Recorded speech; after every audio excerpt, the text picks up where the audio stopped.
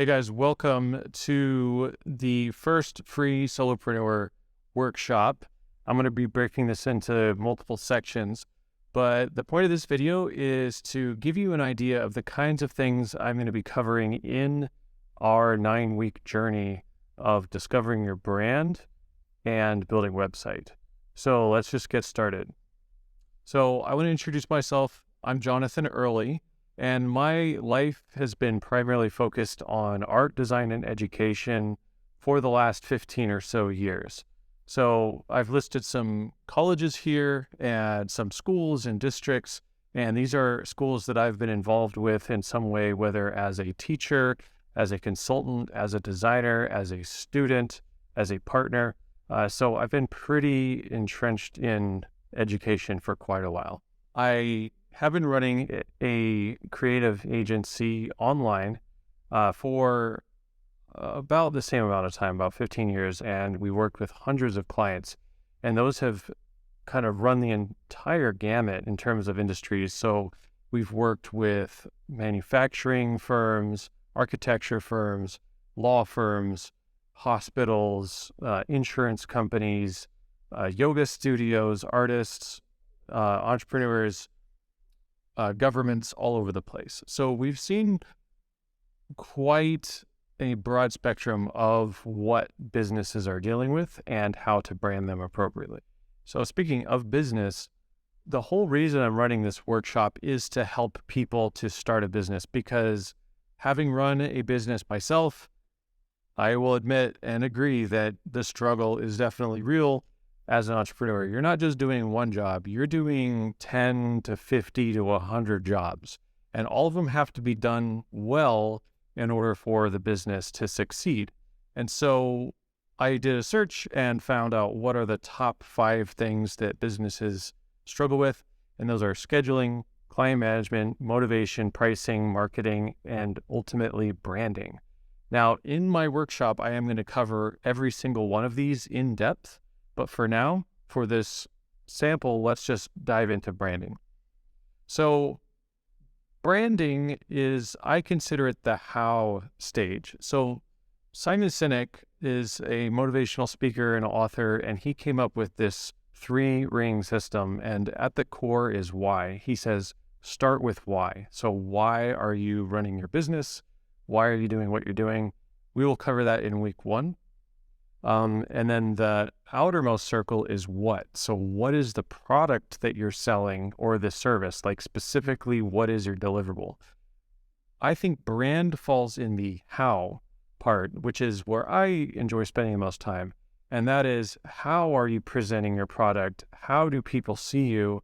How do you do things differently? How are you differentiated?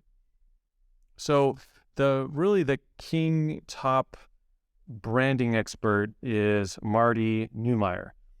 And he's basically, he wrote a book called The Brand Gap, which I've read. It's a great book. My design instructor has recommended it to me, but he did an interview that I've summarized here where he talks about what branding is not. So let's go over some of those things. So branding is not a logo, a product, a promise. Those are kind of surface level things. Those are kind of the end of it, but let's see what else it isn't. So it's not what they say it is, or it's not what you say it is, it's what they say it is. So it's not what your marketing messaging is, what your promise is, what your mission statement. It's actually what people say about your company, whether it's even an employee in your company, or if it's a critic or customers, or your opponents. What are people saying about you? And it's a customer's gut feeling. So we tend to think of branding as something very aesthetic or intellectual, but really it's this limbic kind of deep down feeling we have. It's like how we feel when we're around different people or when we're in different places. It's this deep down instinctual gut feeling.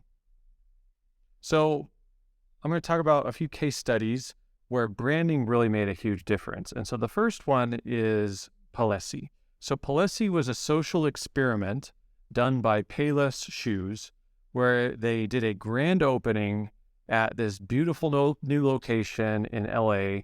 They got these, I guess, probably fake like Greek statues, really classy designer lighting and layout, and they feng shuied the place, and they placed the shoes on these pedestals and had amazing lighting, and they had greeters at the door, and they probably had like some sort of house or, fashion type music playing on the speakers, and they invited all of these celebrities to this grand opening.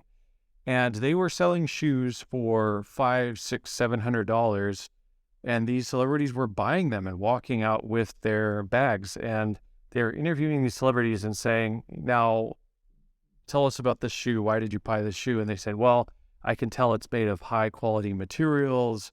It's obviously designed very well. It's very innovative. It's sleek."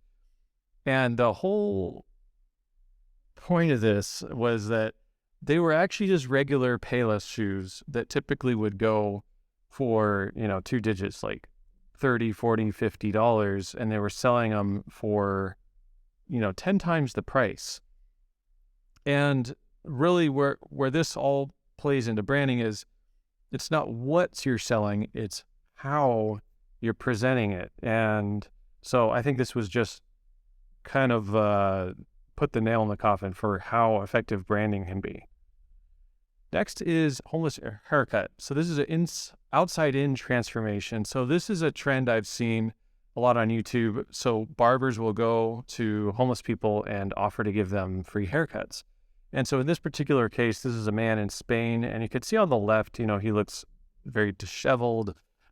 Even in his eyes, he looks maybe like he's got some fear or he's uncertain. And they trimmed his beard, they dyed his hair, they gave him a pair of shades, they took off the hat, and they gave him this designer outfit. And then they showed just how much his personality had transformed just when he had a surface level change. And even how people perceived him, and people were willing to talk to him and engage with him. So this is branding. This is what you're putting out into the universe, and then how people are reacting to that. And then this third case study is of a Iron Chef YouTuber whose son would basically challenge his dad and ask him to make things gourmet. So in this case, he gave him, some Taco Bell. He said, "Here's like a bean burrito or something," and he had his dad represent it. And after he had done all of his magic and presented it, it just looked like something that you would pay maybe 10 times as much. And that has everything to do with the presentation and not the actual ingredients. Now, the same thing is happening when people go to your website, or even if you have like a social media page or a Google listing. A lot of times, and I'm sure you've experienced this, when you've gone to search for something, you have all these options and you kind of flip through them, and there's certain listings or websites you're going to click the back button on, and there's some that you're going to end up giving your business to. Hey guys, if you liked that video, then you're going to love my 9-week Solopreneur Starter Kit course. I hesitate to call it a workshop because it is packed full of so many things. I would actually equate it to more like a college course. Having taught college, this is pretty much the essentials of what I teach in my courses, but just accelerated and much more focused on entrepreneurs. So go ahead and go to my website and click online course, and you will see a link to the 9-week workshop, or you can click the link below. Hope to see you there. Take care.